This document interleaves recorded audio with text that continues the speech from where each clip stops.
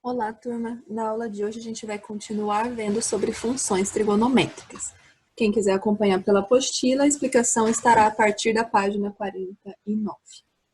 Então, na aula de hoje a gente vai ver a função tangente de x, a cotangente de x, a secante e a cossecante. Lembrando que, isso nós vimos no ano passado, calcular a tangente é a mesma coisa que calcular o seno sobre cosseno. Calcular a cotangente é a mesma coisa que fazer cosseno sobre seno. Calcular a secante é a mesma coisa que calcular o 1 sobre cosseno, e a cossecante é a mesma coisa que o 1 sobre seno. Lembrando também que quando nós temos frações, os denominadores não podem ser zero, porque não existe divisão por zero. Então, aqui o cosseno não pode ser zero, aqui o seno não pode ser zero, aqui o cosseno não pode ser zero e aqui o seno não pode ser zero. Começando então com a função tangente. Para a gente entender o que é a função tangente, nós precisamos saber como olhar a tangente num ciclo trigonométrico. Então aqui a gente tem um ciclo trigonométrico, tá? Uma circunferência de raio 1. O eixo, que seria o eixo x, é o meu eixo cosseno, e o eixo, que seria o eixo y, é o meu eixo seno.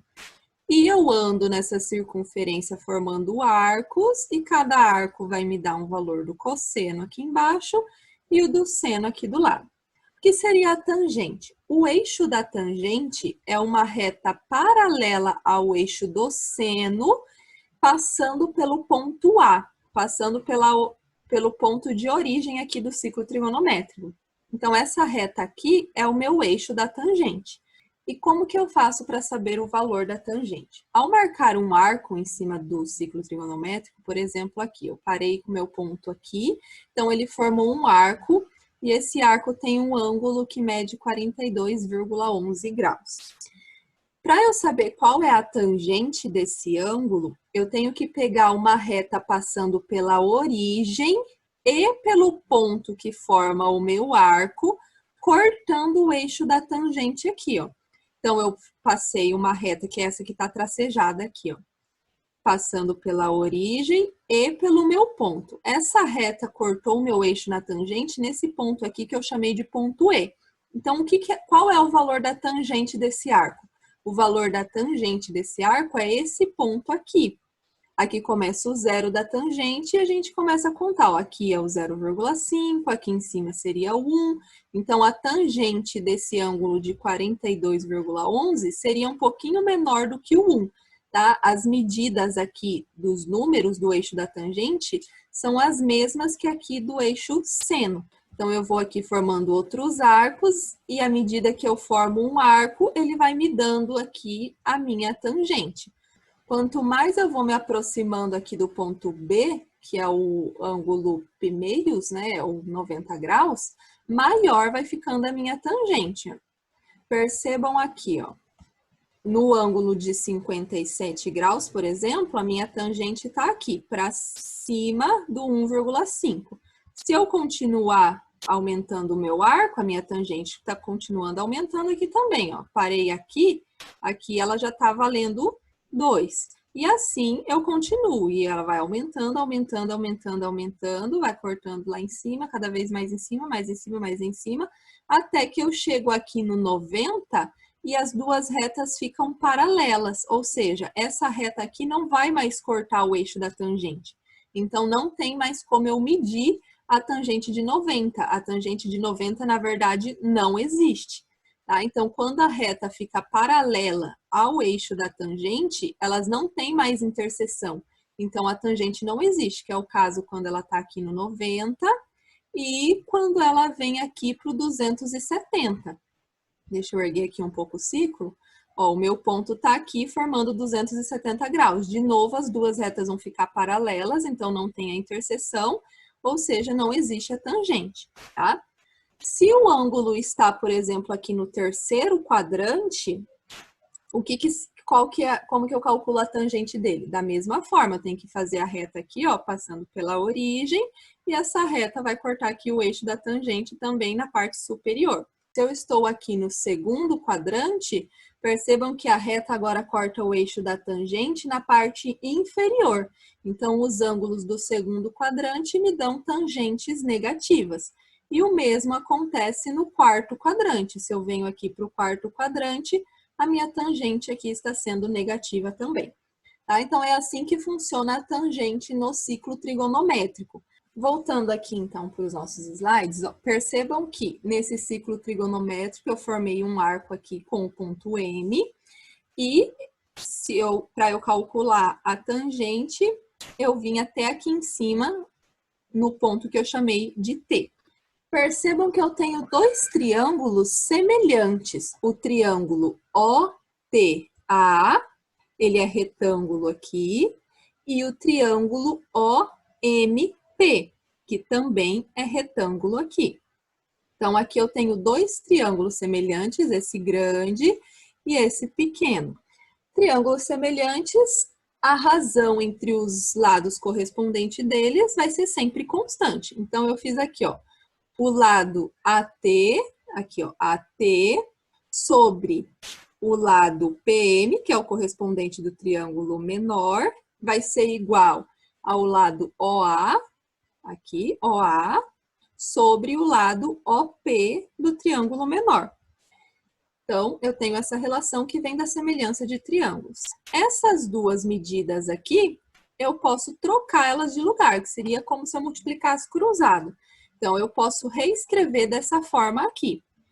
Percebam que OA, vir do ponto O até o ponto A, eu formo o raio. E qual que é o raio do ciclo trigonométrico? É 1. Então, esse OA mede 1. Percebam também que esse PM, que é essa medida aqui, ó, PM, é a mesma que a medida OQ, né? Esse Q está na mesma altura que o M aqui, então essa parte tem a mesma medida que essa. E qual o segmento que é esse OQ? Esse OQ representa o meu seno. Então, PM tem a medida do seno do meu arco. E o OP, que é essa aqui de baixo, é a medida do meu cosseno desse arco.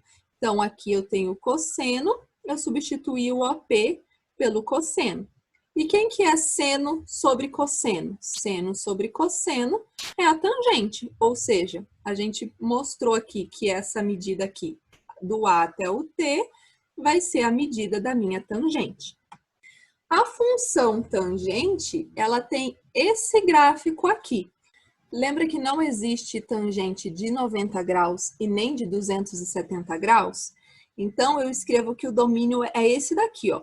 É todos os x pertencentes aos reais, então eu posso calcular a tangente para todos os arcos do conjunto dos reais, desde que, tal que, esse arco que eu esteja calculando seja diferente do ângulo π-meios, que é o 90, mais um kπ. Esse k é um número inteiro. Então, por exemplo, se eu pego aqui e troco esse k por zero, essa parte vai zerar, então o x vai ter que ser diferente de π-meios. Se eu troco esse k por 1, aqui vai ficar π mais π-meios. Π mais π-meios é 3 π-meios, que é o 270 graus. Então, o x também tem que ser diferente de 270 graus. E assim sucessivamente. Para cada k que eu troco aqui, sempre valores inteiros, positivos ou negativos, vai me dar os valores dos arcos que eu não posso calcular a tangente. Eu não posso calcular a tangente, não existe a função nesses pontos. Então, percebam que o gráfico aqui, ó, quando chegou no π-meios, que é o 90, eu não tenho o gráfico da tangente. Essa parte aqui, ela vai crescer, crescer, crescer, crescer, crescer, crescer, mas nunca vai chegar no π-meios para os valores de x. Aí depois ela vem lá de baixo, continua crescendo, crescendo, crescendo, crescendo, mas nunca vai chegar no 3 π-meios, que é o 270. E assim sucessivamente, tá? Esses tracejados é o que a gente chama de assíntota, são os valores em que a gente não pode calcular a tangente. Então, eu não consigo calcular a tangente de 90, nem de 270, nem de menos 90, e assim sucessivamente. Agora, o conjunto imagem. O conjunto imagem, é onde o gráfico se reflete no eixo Y. E o gráfico da tangente, ele é infinito, tanto para cima quanto para baixo. Então, ele vai pegar todo o eixo Y. Por isso que a imagem da função tangente é os números reais. E o período é o tempo em que a função leva para começar a se repetir. Então, aqui, ó, vamos olhar começando do zero. Ela saiu do zero, cresceu, depois veio lá de baixo e parou no zero novamente. A partir daqui, ó, ela vai subir, vai lá para baixo e parar no zero novamente. Vai subir, vai lá para baixo, parar no zero novamente. Quanto tempo levou para ela começar a se repetir? Do zero, ela voltou para o zero, repetindo o mesmo percurso, passando π tempos. Então, esse π representa o período da minha função. É o tempo em que ela leva para completar um ciclo, para o gráfico aqui começar a se repetir. Vamos agora falar da função secante.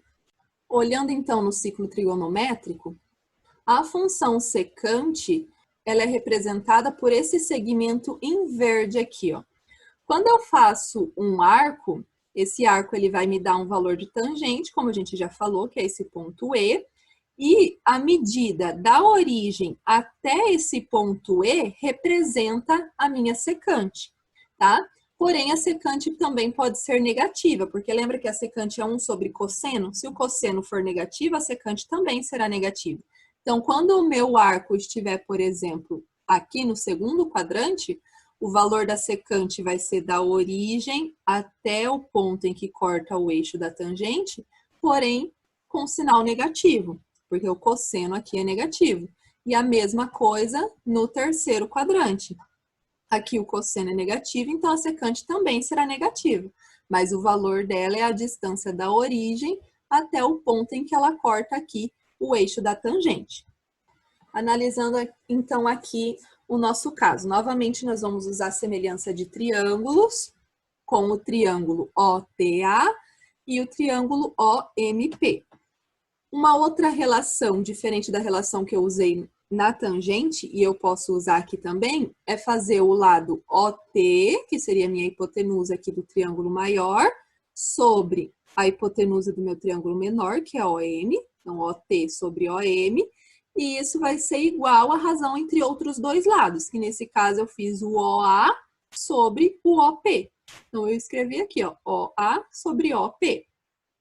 OM, que é essa medida aqui, é um raio da minha circunferência. Então, o raio do ciclo trigonométrico é 1. Eu troquei o OM por 1. O OA também é um raio, ele vai da origem até um ponto da circunferência. Então, isso aqui também é o raio, também mede 1. Então, eu troquei aqui por 1. E o OP é o valor do cosseno do meu arco formado pelo ponto M. Então, aqui a gente tem o cosseno. Eu troquei por cosseno. Quem que é 1 sobre cosseno? 1 sobre cosseno é a secante. Então, essa medida OT aqui vai me dar a secante do arco X. E o gráfico da função secante é esse que está em vermelho, ó. Esse que forma uma figura semelhante com parábolas, ó. Parábolas côncavas para cima e parábolas côncavas para baixo. Percebam que esse tracejado aqui é o tracejado da função cosseno. Então, para você montar o gráfico da função secante, você pode primeiro desenhar aqui o tracejado da função cosseno, sabendo onde que tá os picos da função cosseno. Então, ó, aqui tem um pico, um ponto mais alto. Então, aqui vai começar o gráfico da minha secante. Aí, aqui eu tenho um ponto mais baixo. Aqui eu também vou ter o gráfico da minha secante. Aqui eu tenho outro ponto de máximo. Então, aqui eu tenho outro gráfico da minha secante.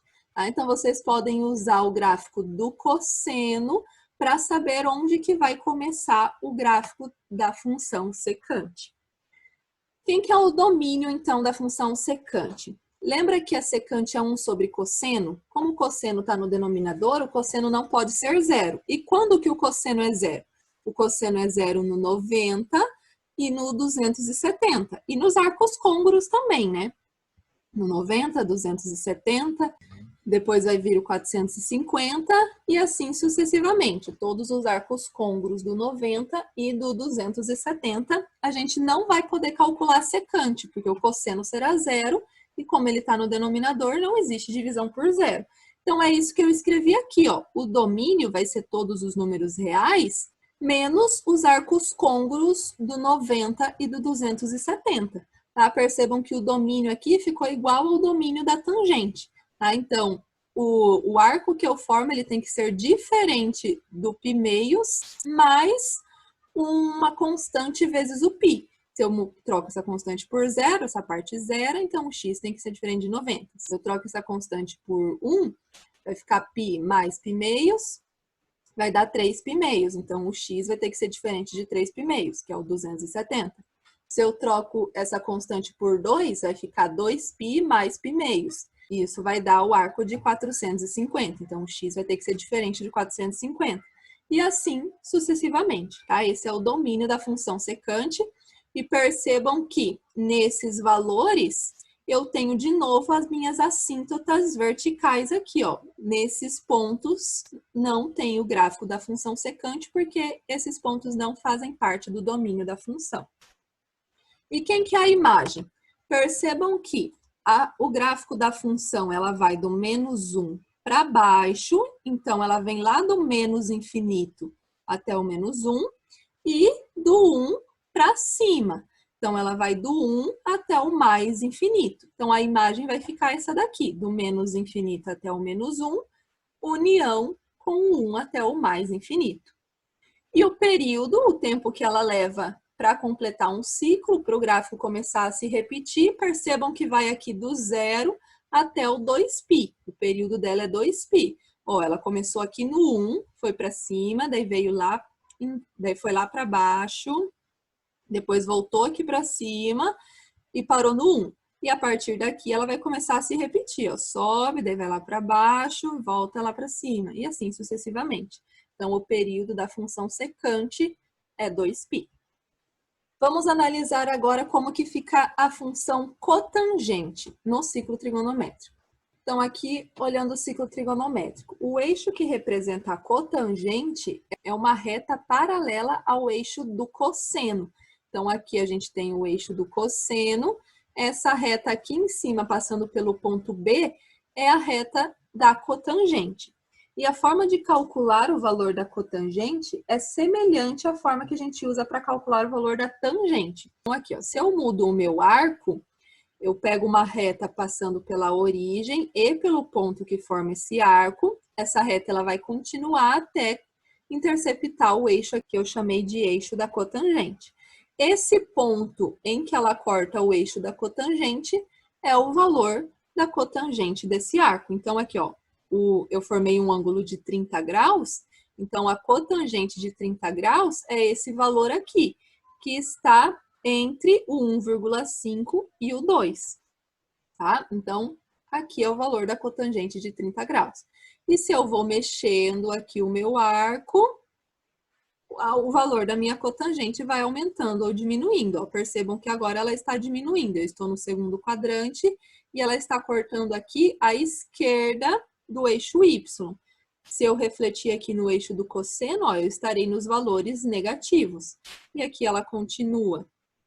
E ela continua nos valores negativos, negativos, negativos, até que quando eu chego nesse ponto aqui, que é o 180, percebam que novamente as retas ficaram paralelas. Então, ela não intercepta mais o eixo da cotangente, ou seja, não existe cotangente nos 180 graus. Da mesma forma que não vai existir cotangente quando eu estiver no 0 graus, porque novamente as retas estarão paralelas.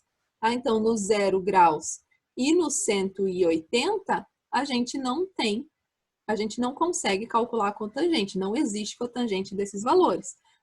Novamente, a apostila trouxe aqui o caso de como que a gente faz para calcular a cotangente no ciclo trigonométrico, usando semelhanças de triângulo novamente.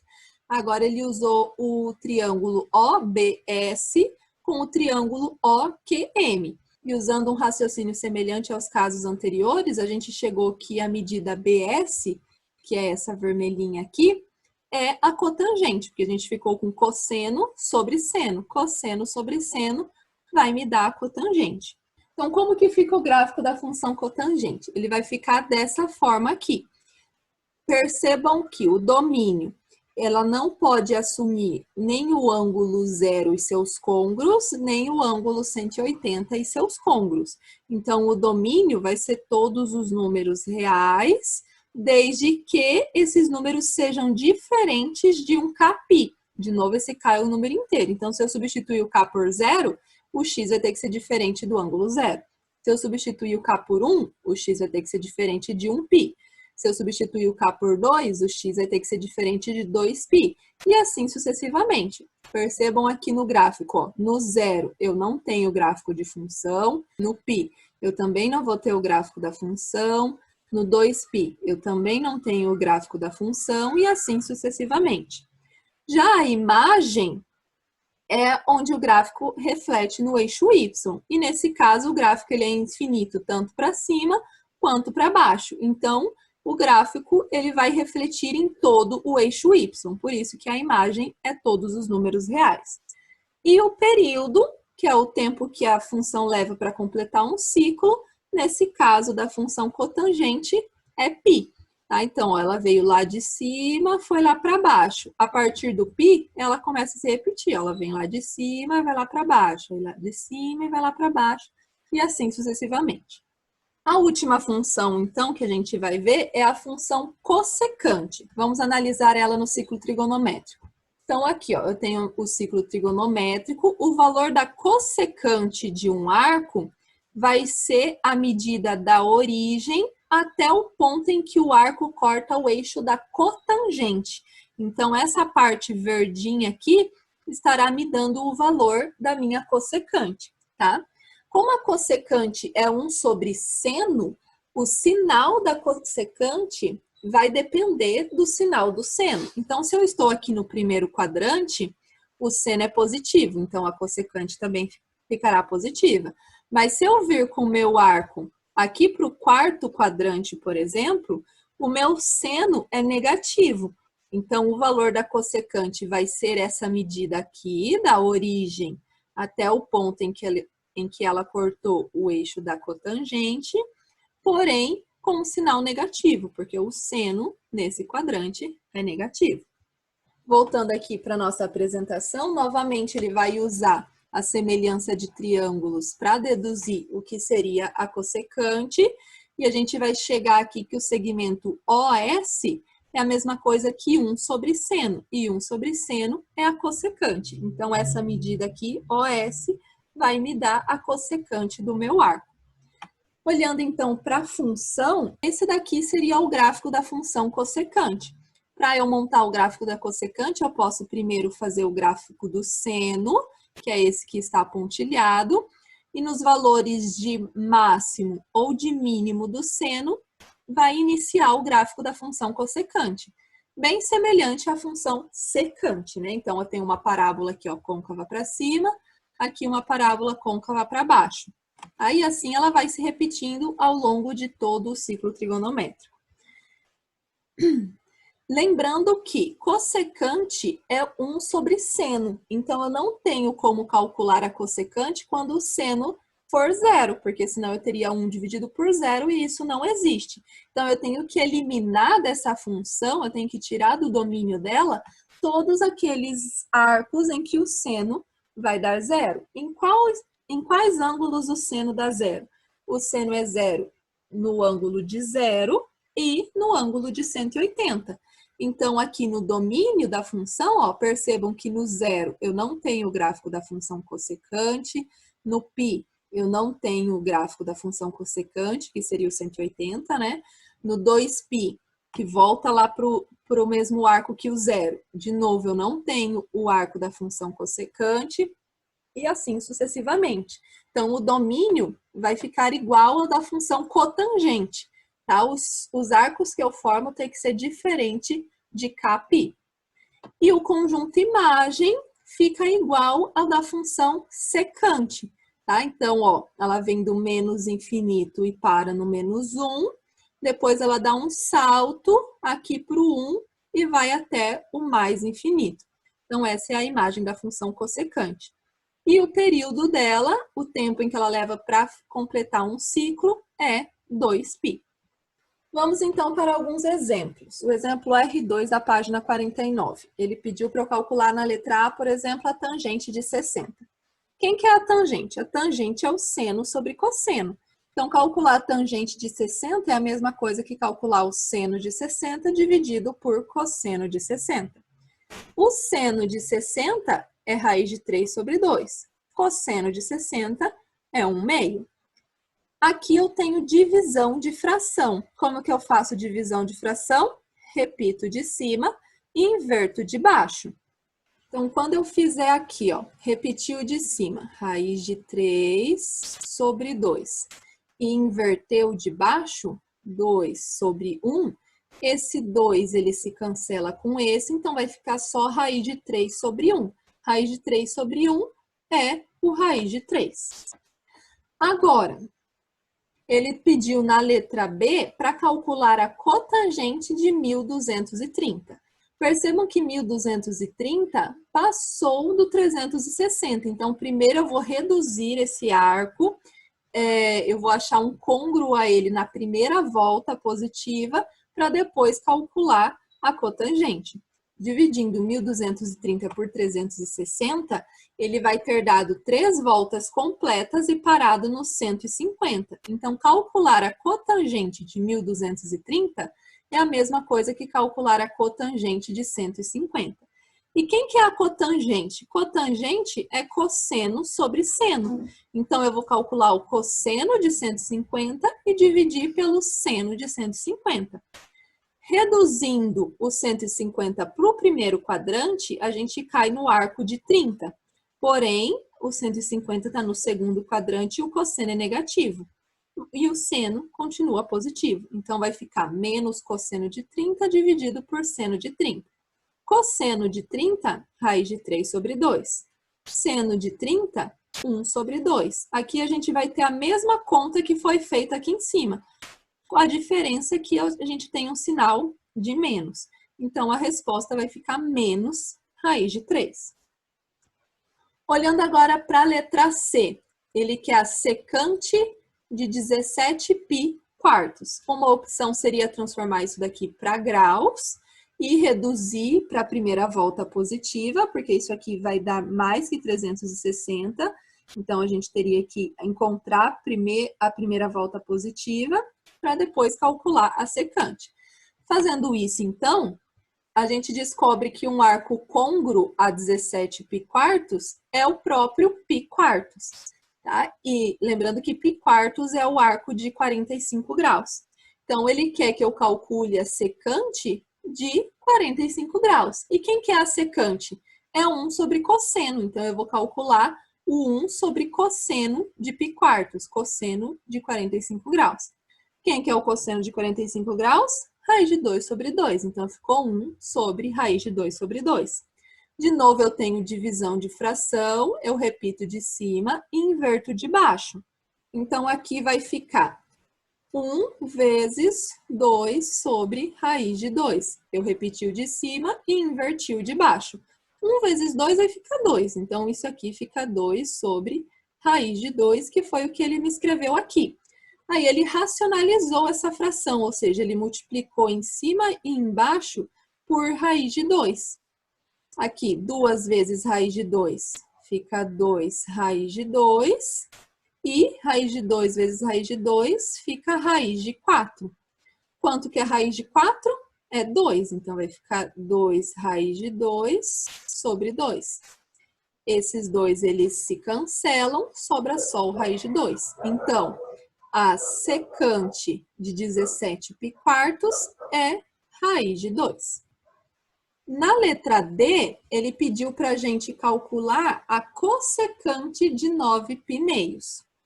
Novamente, o 9π meios vai passar de uma volta. Então, reduzindo esse ângulo, a gente vai chegar no ângulo de π meios. Então, esse ângulo aqui, 9π meios, ele é um arco côngruo ao π meios, ou seja, ao ângulo de 90. Então, ele quer que eu calcule a cossecante de 9π, que é a mesma coisa que a cossecante de π meios. E quem que é a cossecante? É 1 sobre seno. Então, vai ficar 1 sobre o seno de π meios. Seno de π meios, seno de 90 é 1. Então, fica 1 sobre 1, que é 1. Então, a cossecante de 9π meios vale 1. O exemplo agora R3 da página 50. Ele pede para a gente obter o domínio das funções trigonométricas dada por f de x igual a secante de 2x e da g de x igual a cotangente de x mais π sobre 3. Começando então com a função secante. Lembra que o domínio da função secante são todos os números reais menos os ângulos dessa forma aqui, que é o π meios mais kπ. Porque isso aqui vai me dar os arcos côngruos ao 90 e ao 270. A secante é 1 sobre cosseno, e o cosseno no 90 e no 270 dá 0. Então, não existiria a secante. Ou seja, esse arco que a gente tem aqui tem que ser diferente desse ângulo. E foi o que eu escrevi, ó. 2x tem que ser diferente desse ângulo aqui, que não faz parte do domínio da função secante. Resolvendo essa equação, esse 2 que está multiplicando eu passei dividindo. Então, ficou kπ dividido por 2 e π sobre 2 dividido por 2, que vai dar π quartos. Então, o x tem que ser diferente agora desse ângulo, kπ meios mais π quartos. Então, esse é o domínio da função secante, todos os números reais menos esse daqui. Então, são os x pertencentes aos números reais, tal que o x é diferente desse arco aqui. Para a função cotangente, qual restrição a gente tinha? A função cotangente a gente não calcula nos arcos que medem 0 ou 180. Então, esse ângulo aqui, ele tem que ser diferente de kπ. Esse kπ que vai formar o ângulo 0 e seus côngruos e o 180 e seus côngruos. Então, o arco que ele me deu ali dentro da cotangente tem que ser diferente do kπ. Resolvendo aqui, esse 3 está dividindo, ele passa multiplicando. Vou ficar com essa parte aqui. E esse π está somando, ele passa subtraindo. Então, o x vai ter que ser diferente de 3kπ menos π. Então, o domínio da minha função g vai ser todos os números reais, desde que o x seja diferente de 3kπ menos π. Então, para você calcular o domínio dessas funções, você tem que olhar sempre para a restrição que os arcos formam. Dependendo da função que você tem, você vai ter uma restrição diferente para usar aqui no cálculo do domínio.